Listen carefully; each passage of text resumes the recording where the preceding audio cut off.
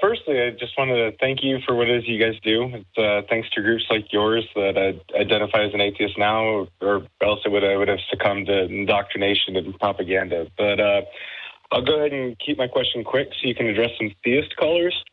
I strive to prepare myself for the most difficult arguments I may face, and thus two-part question. First, what is the most compelling evidence or argument for creationism that you have come across? And second, what tools, such as research, logic, or scientific tools, did you use to rebuke that claim? Does that make sense? Yeah, I understand what you're asking. I haven't really come across much that's compelling. Well, I think the teleological argument has some. It appeals. This is the argument that the things look designed, therefore they must be designed, right? I think it has some emotional appeal to it, right? It makes some sort of horse sense to it, that if something looks designed, it might be designed. And I think that as far as resources out there, the Talk Origins.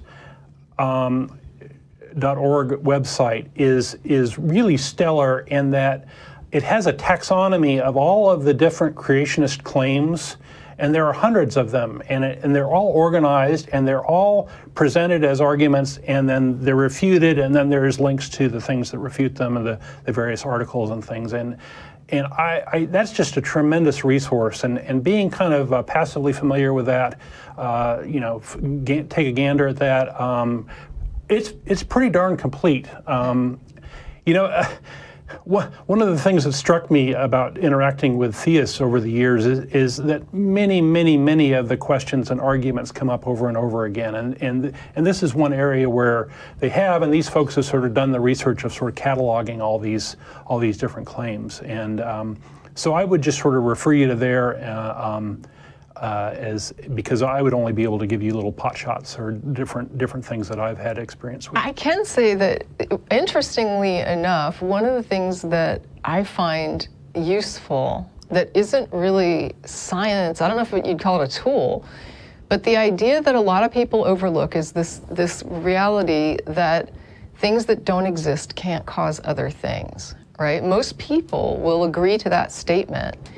And for me, it's necessary then to accept that if I want to use something as a cause for things, the first step is to demonstrate that that thing at least exists, right? I mean, if it doesn't exist, it can't be a reasonable cause.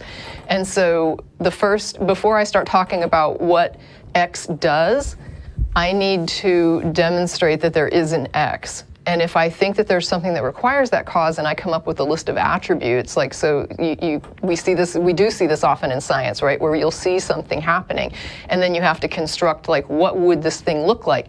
But the point to constructing what it would look like isn't to then say, hey, we built this model of what we think it would look like, therefore that exists, right? You say, this is the model that we would think would result in what we're looking at. Now, how do we demonstrate it exists so that we can say this is what's causing it?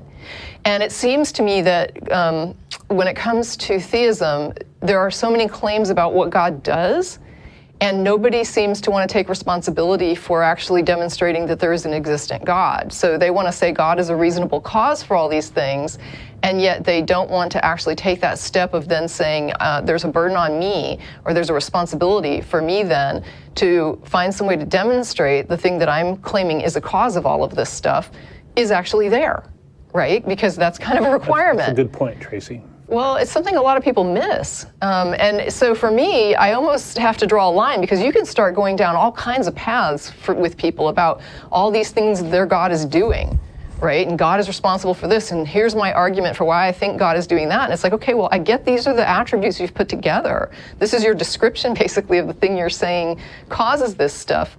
But now how do we make sure that it exists? Because if it doesn't, it's not the cause, and something in that list is wrong.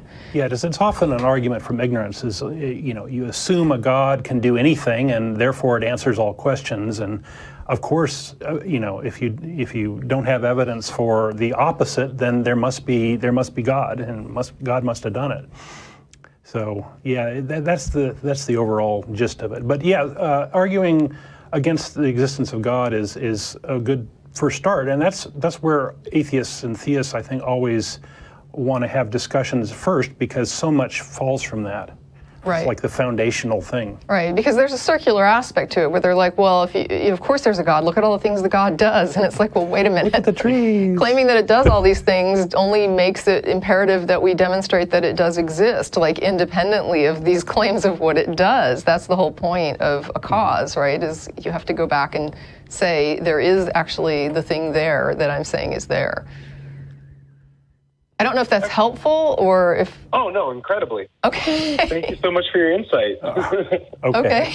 All right, Jim. Well, thank you very much. Yeah, good luck with it. And I agree with Don. There's some good resources out there like Talk Origins and stuff. If you really want to go down, if you want to put that cart before the horse and just start talking about the stuff God does. But I would tend to try to keep it to whether or not there actually is a God that can be doing these things.